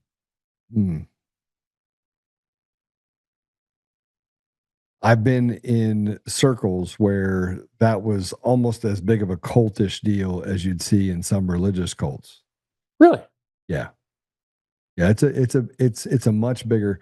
Now, again, I sniff from the outside to the inside, so I don't get into the fact that they're Satanists or they role playing or any of that stuff. But some of the stuff that they're doing is pretty sick stuff. So I'll look into. I mean, there's an entire section of Reddit that is based off of Satanism. Imagine there is. I'm pretty boring on the internet. I just look for car parts mostly. Yeah, I mean, it's a secret society, much like the Masons and things like that. The Satanists are The synagogue of Satan is a real thing with Hey, tens of thousands, if not hundreds of thousands of members in the United States. Trying to decide if I want to ask this question. Ask. I don't care. You ever, aside from the obvious, Yeah. did you ever notice there were a whole lot of other groups that our favorite Austrian painter friend didn't like? Yeah. By the way, I say favorite Austrian painter friend in a funny way. What were those groups?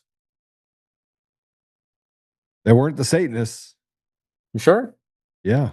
Well, I mean, What were the other ones? who are you referring to? Well, I don't know if it's a conversation, but that's an interesting thing is with stuff, when you look at historical figures all throughout Europe, and obviously I was talking about Hitler in that regard. Yeah. It's fascinating because he targeted all kinds of things, including the Masons. Masons. Yeah, among other. And it's like, okay, why was he doing that? You know, like, and I just analyze it from a purely tactical sense. Like, why was he after these other things that nobody really talks about anymore now? You know, and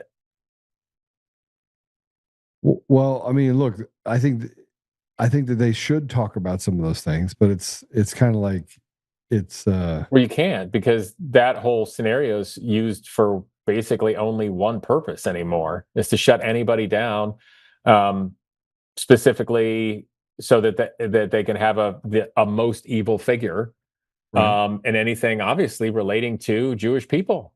Or it's used by the Allied nations, of course, in Israel, and anybody that Hitler targeted as he's the most evil person. Okay, granted. But why was he going after all these different groups that nobody ever talks about? So I mean, look, he went after the Polish too, and then I mean, there's a lot of people that he went after. He had an agreement not to go after the Catholics because him and the Pope at the time were in bed together. But there was That's more interesting. than just That is interesting. Yeah, there's more than just Jews that were targeted during World War II that were put in concentration camps. It's just as the and I don't actually want to get into the how many there are, because I don't believe that there were 6 million of them, and if there was, you had nearly 25 million Russians that were killed, and we don't talk about them. So they were our Yeah, allies. I mean, and those arguments are a no-win scenario because nobody uses any of those talks or any historical things anymore for anything objective. And I kind of regret even bringing it up right now, but I'm just saying, like, we talk about. Be careful. We talk about so many groups. You're a Holocaust denier now. What? Damn it! I can't. No, I was talking about going after Satanists and/or Masons. I thought that was interesting. Well, I mean, I have friends that are Masons. They're not Satanists. I didn't. Right? I wasn't drawing that connection, by the way. Yeah, but I mean, you have people say it all the time. Oh, Joe, you must be connected to the Masons. I'm thinking to myself, no, I'm not. But I don't. I think what can be used for good can also be used for bad. So. Well, yeah, and that's why I don't like all these damn billionaires out there. Where are the I want to know. Hold on, this is a good question. Are there any billionaires out there doing anything constructive or good? Yeah. Who? Well, I mean, so I'll go backwards. So I knew of a couple billionaires. One of them passed away. His name was Ed McVaney. Okay. And Ed sponsored and built a school called Valor Christian High School. It's the Harvard of high schools in Colorado. Both my kids went to it. And he was probably one of the most amazing men you'll find. I think he was worth $3 or $4 billion. Died of cancer in 2020. Yeah. I'm listening, by the way. I have to text my wife in the other room. Continue. Yeah. So he was an amazing man, but he also had the patience of a lit piece of dynamite. Like, he had no patience. Like, it was just a matter of time until he blew up at you. And we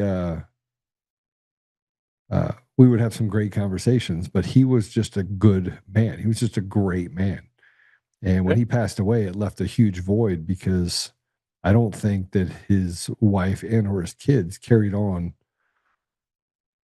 of that on to the next level after he died. So that's an interesting point. Yeah, because usually it's the motivated ones that are doing stuff, and then the second generation always ends up trying to kind of live within the shadow and protect, and the third generation blows it. So I think for any generation, whether you have a business or a massive amount of wealth, you have got to cultivate standards in the next generations, and you've got to have people that you believe are going to see something through and not wreck it.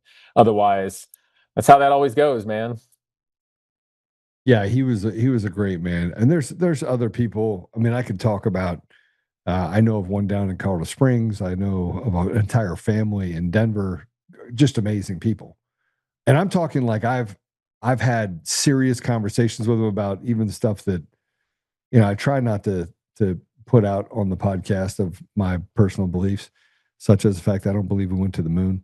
I still don't believe we went to the moon. I think it would have been easier to go to the moon than fake it. You do? Yeah, I do. Speaking of somebody who builds stuff, I'm not being so arrogant to think that I could build everything go to the moon or even do it myself, but I'm saying I think it's easier to go to the moon than fake it. But back then, was it easier? They're smarter than we are now. They're way smarter than we are now. We are gutless, unthinking bunch of pussies that can't build anything. I'm just telling you that right now. Now it would take 7 refuels to get to the moon. So why can't we just use the same technology, repeat it again, and go ahead and drop somebody on the moon? I just don't think we. Well, we got the Artemis missions. We're allegedly going to circle around the moon in a year, and then allegedly land somebody there in a couple. All right. How long does it take it to get to the moon? Wasn't it like a couple of days, 3 days? I don't know. All right. Maybe. You're denying the moon landing, and the Holocaust, and what else are you denying? Look, we'd sit and have conversations about this and have a little bit of bourbon. You didn't even use my pronouns today. What's that? I didn't. You're denying my true pronouns. Yeah. Moonwalker? Dude.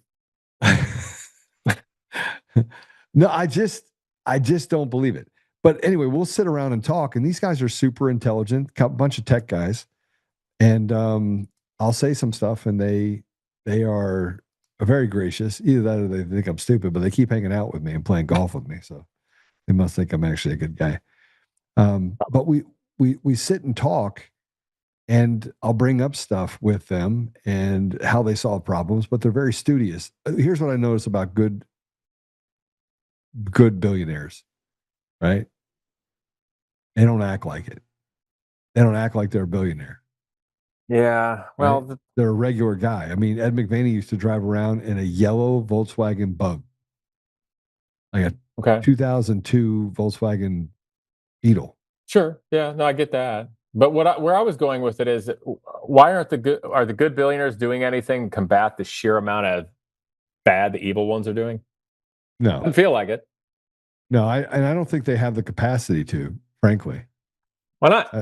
I don't know. I mean, that's a good question. They do things. Come on in with the bug. Sorry, I'm going to have a little one. Continue. They do things that what? They're sissies. Yeah. I mean, I would say in large part. Sorry, somebody was outside my office playing with a leaf blower. But okay. I would say that they don't have the stomach for the fight. Oh, hi. He says, hi, pup. You want to hear too? Okay, here we go. Here you go. You get to hear me. Hi. How are you? Hi. You gonna wave? This is my garage buddy. Wave, you silly. Okay, anyway. I'm sorry, you were saying about them? Well, they just don't have they don't want the conflict. I mean, one of the reasons why some of these people have gotten to the place what they're at is because they were able to they're able to avoid conflict. Right? Yes, that is true. That is true. Play politics. Most billionaires in the world were created by the CIA, though. Most of them. That's quite possible. So you don't get to that level. They spend a lot of time taking away wealth from people. They spend a lot of time taking away wealthy people? They taking away wealth from people. Oh, that's all there is anymore. Right? Nobody creates anything. That's where it comes from. So they want to take it away from people who they don't think deserve it, and or want to create institutional and or generational wealth for others. Correct. So, I mean, look at old Vivek Ramaswamy. That guy appears to make his first $135 million from just a big pharma rug pull scheme. It sure smells like he was manufactured to me. He 100% was manufactured. Right? He doesn't have a lot of substance, and the way that he talks, he can't answer a question. He is like he's Kamala Harris. He's a male Kamala Harris. But smarter. Yeah, smarter. Yeah. You know, and his college scholarship money was paid for by people with the last name Soros. And people are like, well, it's not George Soros. I'm like, really? Where'd the money come from? Hi. I know, but you can have it yours. Continue. Sorry. No, so I look at it. I look at it from the perspective of where we are currently versus where we want to go. And I don't see a way that we get to where we want to go without, frankly, well, how about this? Going to Connecticut. How about this as a positive note? We'll end it on a positive note because I've got females that want to go to dinner. All right. Never argue with a woman's stomach. No, I agree with you. Is that a thing? Is that a saying? Right? Are you hungry? Yeah. Okay. Yes. So how about if anybody constructively and for the right reasons, metaphorically, walks right out in the open field and says, this is the way it needs to be. This is in it for everybody's best interest. How about we get behind that person and stop being a bunch of cowards? We tried and bring to. all of our other friends with it. His name was Donald Trump. I mean, think about what we did. We did that. Well, let's get to tar and feathers. No, I just think that he got into a place, and this is me looking at some good people. Yeah, I would say that Bobby Kennedy has done some really good on the medical freedom front. I think so, a little. Right. Wait, I need that one, puppy. And I say, I want that one too. Say hello. Bobby Kennedy, yeah. But he's great. I mean, he is laser focused. Tulsi Gabbard. But here's the problem. Both of them are Democrats, which then leads you down the path of, all right, so if they're both Democrats, then maybe there's something to this. The idea that they're trained to actually solve problems or to create it. The Democrats? Yeah. Which that leads to another question. Wait, puppy. I'm ruining this for you. Sorry. That's all right. So, okay. So it seems like you just said something nice about Democrats. Did I hear that correctly? Or did my little one take the ear out of my head? No, I did say something nice about Democrats. There are very good Democrats. I'm sorry. I have lots of friends that are Democrats. 100%. You know, and the funny thing is, if their party just didn't have a few idiotic aspects about it, I might think about it. But then again, the Republicans have so many idiotic things about it. I might be thinking about it. So that's why I think we all should think about things right now. I can't get behind the Democrats, bro. I got females that want dinner. Hey, have dinner. Casey, it was great to have you on. Bye. Thank you. Be positive, people. Be positive. There's a future. Okay, I gotta go. See you, brother. I'll talk to you later. See you, dude. All right.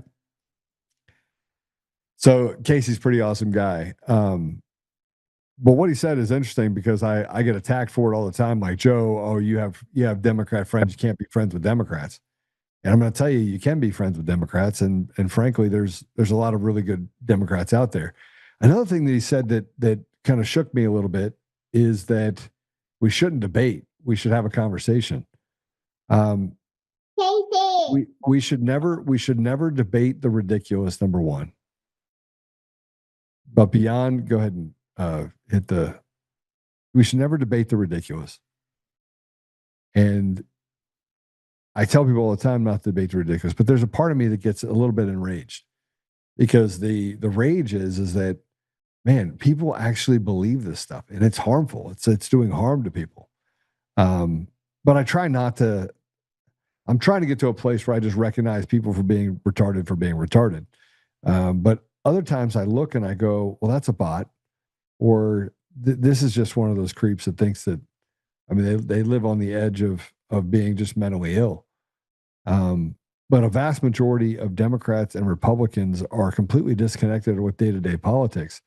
And the frenzy that gets created, this wave that gets created, is much, that this happened today and this happened tomorrow. And this is, now somebody got shot on the Capitol, and it comes on the heels of some politician that's, calling for violence or saying that, that the military needs to disobey President Trump's orders.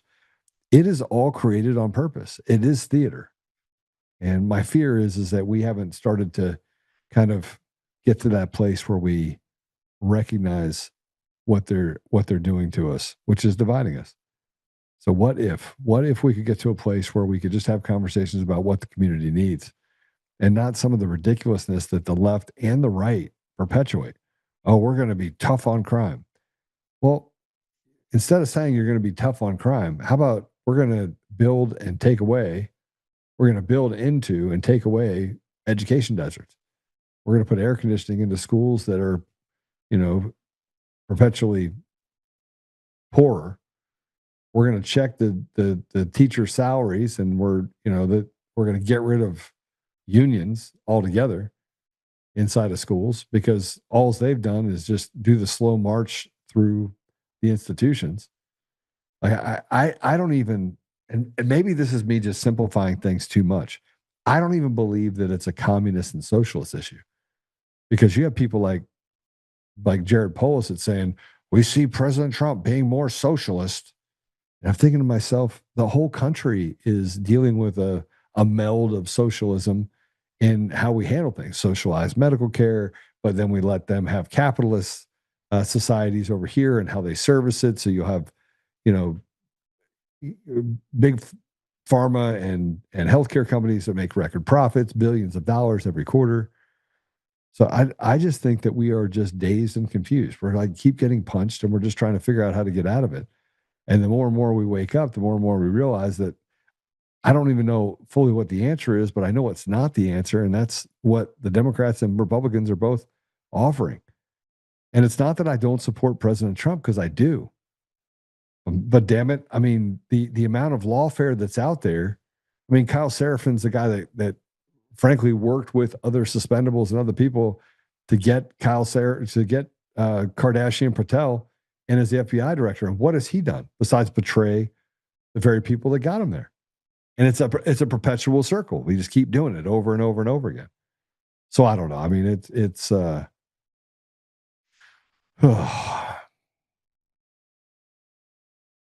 don't know. We're not going to get to the answer tonight. And I'm glad we got to talk a little bit more, just kind of openly. I didn't even cover any questions really with Casey that I had written down, but it was a good conversation. Let's talk about a few other things if we can. You have last week we talked about Matt Crane and the article he wrote to Polis to get Tina Peters out of jail, and it was a rejection by the county clerks and recorders that bullied. They are doing everything that the left is. Okay, so most of the county clerks and recorders in the state of Colorado are Republican, and they all stood up against Tina Peters, a 70-year-old Gold Star mom, and says she needs to stay in jail for 9 years. And Matt Crane calls himself a Republican. So this morning I was on Facebook, I put it on a couple other places. I said that, our problem is not the left. Our problem is that the right is a wolf in sheep's clothing. They're just terrible human beings. They're just bad people. But you have good people out there that are just led off a cliff, and we have to tolerate it. And you said, Joey, now you're not making friends with the Republicans or the Democrats. I said, well, who am I supposed to make friends with? Make friends with the people that are basically trying to slit the throat of the American people? Nah, I'm not interested. These are county clerks that went against and said, hey, listen, we're going to do everything we can to keep a Gold Star mom in jail, because they don't have compassion. These are people that are Republicans that have no compassion for Tina Peters at all. There was an article from Rocky Mountain Voice that was written. It's Clerks versus the Constitution, why the CCCA's letter to Polis got it wrong. And I have to tell you, this is written by A.L. Goodwin. And he's a guest commentary writer, but he says the Colorado County Clerks Association sent a letter urging Polis to block the potential transfer of Tina Peters to federal custody. That request rests on the unconstitutional assumption and a series of demonstrably false claims made, many of which CCCA Director Matt Crane repeated in his November 24th, 2025 interview on 710 KNUS, spread across 2 morning segments. Let my Tina go, and should Tina Peters be pardoned? Now, I do want to say this before I get any further into this. There's a kid named Jimmy Sangenberger. He's a talented harmonica player. and has desperately tried to become something in the Republican Party. I mean, desperately tried anything he can to create relevance for himself. He's a young guy. He has a radio show on some obscure network, and this kid can't own a gun. Okay, he's been put in a mental institution for being mentally unstable. And the Republican Party thought it was a good idea to raise that guy up and try to make him. Now, he's talked about the fact that I struggle with mental health and mental illness. He still does. He still does. But he's one of the people that has gone out and said that Tina Peters should stay in jail. So he wants you to have compassion for him and the fact that he had mental health problems and he's still working through them, but he doesn't want you to have compassion for a 70-year-old Gold Star mom. Here's what was written in here by Goodwin. Tina was not charged until March of 2022, and therefore she had no bond conditions whatsoever in 2021.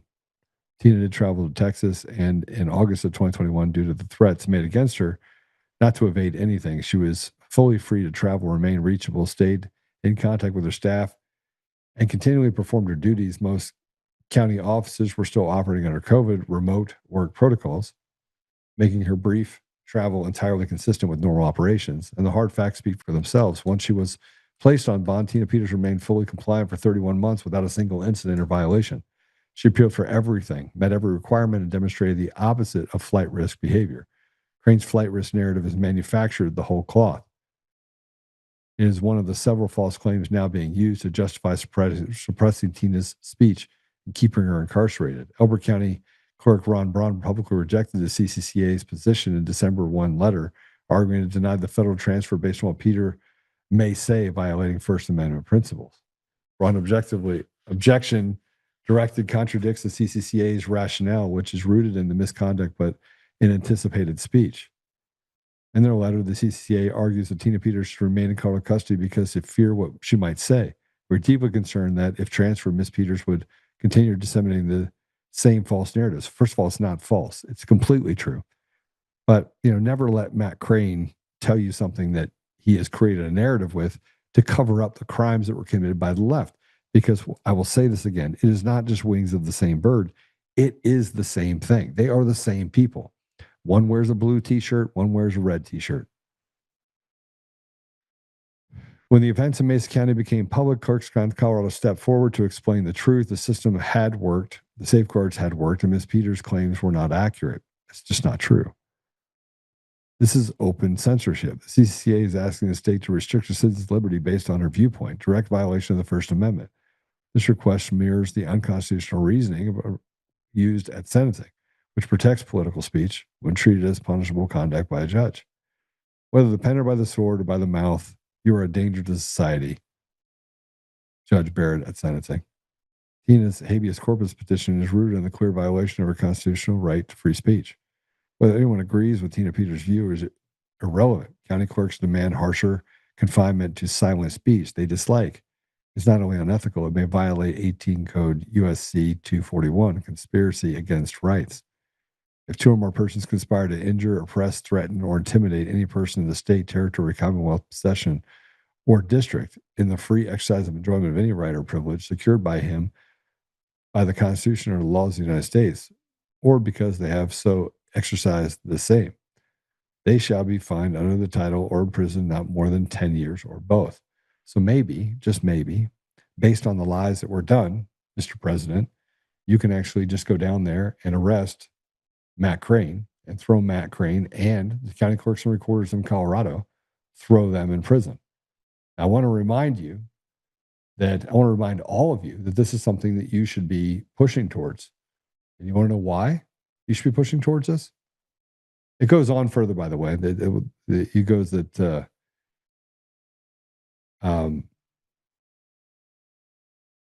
you start talking about these standards, and he talks about the false claims that Tina's responsible for threats made by others, that kind of straw argument. But if you're going to say that they're operating as a cartel, they decided to come together and go against Tina Peters, they conspired to do that. all based on free speech, and they commit a crime. And we could throw people, what I was going to say is we could throw people in jail for walking on the lawn at the Capitol because they wanted to voice their right to address their grievances, redress of grievances. And you certainly can arrest these people for what they're saying, including Matt Crane and these county clerks. One was arrested for walking on grass. Many were arrested for walking on grass. These people are calling for the suppression and the taking away collectively of rights that belong to Tina Peters. So arrest them. Arrest them and throw them in jail. It's legal. But we won't do that because we don't have the stomach for it. We don't have the stomach for doing right by the American people. All right. Let's, if you get a chance to read it, we'll put it up in the comments. You can read the actual article itself. Here's an article by Elon Musk talking about the massive fraud that's happening, aided by state governments themselves. You know, the more and more we get into all the crimes that were committed by people, the less likely you are to see anyone get arrested. Massive fraud is happening, aided by the state government themselves. And it starts talking about not complying with USDA anti-fraud data requirements. 21 states, all blue states, have said they're not going to give that information to the federal government. 29 said that they would. And it's just a way to get to the bottom of how much of our money is going towards. These are SNAP benefits, by the way. How much of our money is going towards illegals. And you're going to find that a vast majority of it is going towards illegals. And we should do something about it. We should be doing something about it.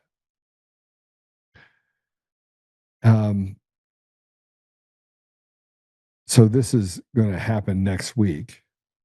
Starting next week, 21 Democrat-controlled states will lose federal SNAP funding for refusal to comply with USDA anti-fraud data requirements. Let's play it. We have so much great things to talk about at USDA, but the third thing, which became very much a part of the national conversation during the Democrat shutdown, was SNAP reform, food stamp reform.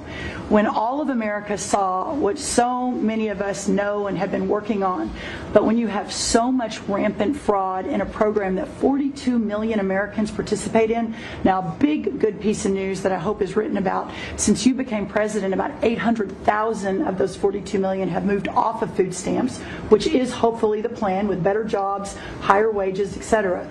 But still, when we found 186,000 dead people's Social Security numbers being used, 500,000 people receiving benefits more than twice. We had a couple of people receiving benefits in 6 states. In February of this year, we asked for all the states for the first time to turn over their data to the federal government, to let the USDA partner with them to root out this fraud, to make sure that those who really need food stamps are getting them, but also to ensure that the American taxpayer is protected. 21 states said yes, not surprised. 29 states said yes, not surprisingly, the red states, and that's where all of that data, that fraud comes from. But 21 states, including California, New York, and Minnesota, the blue states, continue to say no. So as of next week, we have begun and will begin to stop moving federal funds into those states until they comply and they tell us and allow us to partner with them to root out this fraud and to protect the American taxpayer. As Joe Biden was working to buy an election a year ago, he increased food stamp program funding by 40%. So now as we continue to roll that back. So the partnership in Making America Healthy Again is also in food stamps, but a lot of what Bobby and I are doing together is really remarkable. But again, just gratitude and joy. Gratitude and joy. I would say that most Americans are not feeling gratitude and joy. They're feeling angst about the fact that we spent 4 years talking about stop the steal. Our number one thing was get rid of machines and mail-in ballots. Get us a system that is transparent. In-person, paper ballots. I mean, all the things. And instead, Dominion sells to Liberty, to a guy, and they say, oh, he's a Republican. Well, there's no difference between Republicans and Democrats. There's no difference. There's no difference between them. President Trump can't even rein in the people that are the Republicans in office because they're bought and paid for by someone. We haven't figured out who the person behind the curtain is yet, but there's somebody there. And here's another one. Here's Ilhan Omar. President Trump has been going off on the Somalis. Look, you ever seen Black Hawk Down? You need to go watch it. Here's Ilhan Omar, who married her brother to move here, who's committed fraud over and over and over again. They should have just charged and got her out, but they didn't. Here's what she had to say about President Trump. He's always been a racist, a bigot, a xenophobic, and Islamophobic. We know that he called African nations a shithole in his first administration. We know that when he came down that escalator, he said he was going to stop Muslim immigration into this country. And so it is not surprising that he is going after black immigrants in this country. And it's certainly not surprising that he's choosing a black immigrant community that is also Muslim. But what I would like to say is that most of us are citizens. On our passport, it says we are nationals of this country. We love that Minnesota has welcomed us. Many of us have not been settled in Minnesota. We chose it as a home because the Minnesota people and the state is beautiful and very welcoming. And we are going to be here regardless of what the president has to say. I agree. I love the tweet. Okay, so in thing with that, staying with Minnesota as an example of the priorities that they have for Americans, because she says, we've settled there. There's a Minnesota man, Abdam Hamat, Minnesota man. I want you to see this. He raped a 15-year-old girl at gunpoint and raped another woman he met on Snapchat. Go ahead, play it. Man out on probation for sexual assault is charged once again. This time, prosecutors say he picked up a woman he met on Snapchat and raped her at a hotel in Bloomington. Now, prosecutors once called this man an extreme public safety risk, but he never spent a day in prison for his previous crimes. Fox 9's Mike Manzoni joining us from our newsroom now. And Mike, prosecutors signed off on plea deals in these previous cases. Kelsey and Randy, a judge sentenced the Minneapolis man in those cases back in May, but he got credit for time served, so he never went to prison. It was all part of a pair of plea deals. This is the man we're talking about. His name is Abdemahat Billy Muhammad, but prosecutors say the 28-year-old uses the names Kareem and Altesto on Snapchat, and that is where investigators say he met his latest victim as well as his two previous ones. Prosecutors say he picked up his most recent victim in Mankato back in September and drove her to a hotel near the Mall of America, where he took her phone, told her she wasn't leaving, raped her, and held her against her will for days. That's according to prosecutors. Investigators used DNA to identify Muhammad as the suspect. His profile was already in the database from previous cases involving sexual assaults in Minneapolis in 2017 and another one in 2024. A Hennepin County judge sentenced Muhammad in May in those cases, including one involving a 15-year-old girl. Prosecutors say two other unidentified men took part in that assault, and one threatened the victim with a gun. But Muhammad never spent a day in prison, as we said, because he got credit for time served while awaiting trial as part of a pair of plea deals. We've reached out to the Hennepin County Attorney's Office for comment. A spokesman there told us it is checking into it. Yeah, checking into it. So the prosecutor in this illegal, who's, by the way, illegal, is Mary Morarity. Is a prosecutor cut the deal with the rapist.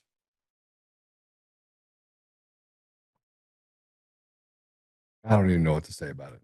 I'm good. Take this piece of shit down. That's the problem, is our entire system is rotted, and it's designed two dimensions. The American people get charged. Tina goes to jail for 9 years. This guy rapes 3 women, changes the trajectory of their lives forever, and he never spends a day in jail. The American people have had enough. They've had enough. You want to see piss, you're about to see it. I can tell you right now, I believe that it's getting to the point where people like this prosecutor, people like Kyle Clark, people like that commit treason, that basically victimize our society, people are going to turn. They're going to turn. And it is going to get interesting. I want to tell you what else is interesting. Canada created a euthanasia program in 2024. Or in 2024, they had 16,499 people that were killed in Canada's program. Let me just tell you a few of these facts about this. 6.9% was the increase up from the previous year. There were a total of 22,535 requests that were made. Of those, the government granted nearly 75%. Others were either ineligible, died from other causes, or withdrew requests. The program accounts for 5.1% of all deaths in Canada every year. The majority, 95.6% of deaths in 2024 were under Track 1, people who are considered reasonable, foreseeable, terminal illness, comorbidities, things like that. For Track 1, the average age was 78. Track 2, non-terminal but grievous conditions, chronic pain, frailty, neurological diseases. The average age was 75.9. Women made up 57% of Track 2 euthanasia deaths. 85% of the deaths occurred in 3 provinces: Quebec, Ontario, British Columbia. And although annual MAID deaths continue to rise, the rate of growth is slowing. 36.8% jump in 2019-2020 to 6.9% increase from 2023 to 2024. Okay, so I don't know who needs to hear this, but they're saying the quiet part out loud. They're putting stuff in our bodies. They're convincing us that, hey, just pinky swear, if you vote us in, we're going to take care of you. They don't. Nobody goes to jail on the government side. The bureaucrats run the day, create enough chaos that, frankly, you can't see through it. But at least they can say that violent criminals have been arrested 20% more this year than last year. It's a silly, silly thing. Let's look at some of the comments that you guys have to say. You're going to go eat hungry? Yeah, I'm hungry too. I think I'm going to go eat. Yeah, me too. I think I'm going to go do that. That's a good idea.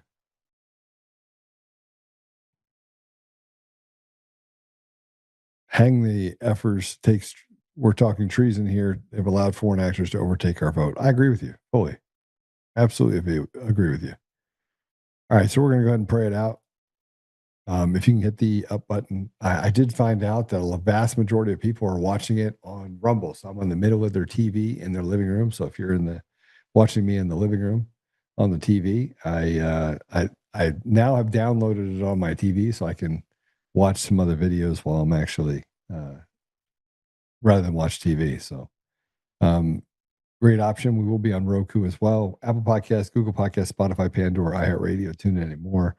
I get a lot of comments from you guys over there. Susan Rice, good to see you. It's really good to see you. Also on Pilled. So I want to give a shout out to the guys over there on Pilled in the bushes. And also, just so you know, we're on the website. We've got a new feature we're going to be adding on the website that will allow you to basically sling it to your TV as well. So stay tuned for that. All right, let's pray it out. Father God, we're just grateful to be here. Father, we're grateful for the opportunities you put in our lives. We're grateful for the things that maybe we just miss that have just been amazing. We know that we really don't have the answers. We know the answers lie with you. I just ask you to give us the strength to fight through these issues that pop up every day, to help restore you to our community and to our country, and to truly just serve you, whatever that means. I say these things in the name of Jesus Christ. Amen. I will see you guys later. I need to go. Talk soon.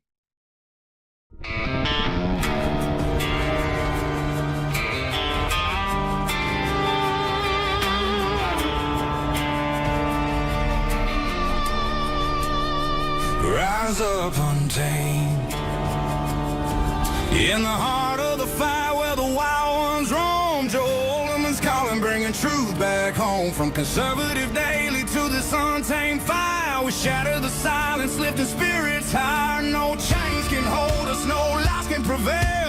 Authentic and fearless on this rugged trail. Patriots gather and stripes. Untamed nation, igniting the nights. Untamed nation, let the truth roll out in this land of the free. Standing proud from sea to shining sea, we won't back down. Catch the fire, wear the crown. Untamed nation, it's our battle song, motivating hearts where the brave belong. Yeah, untamed and wild, forever strong. Play it again all night long.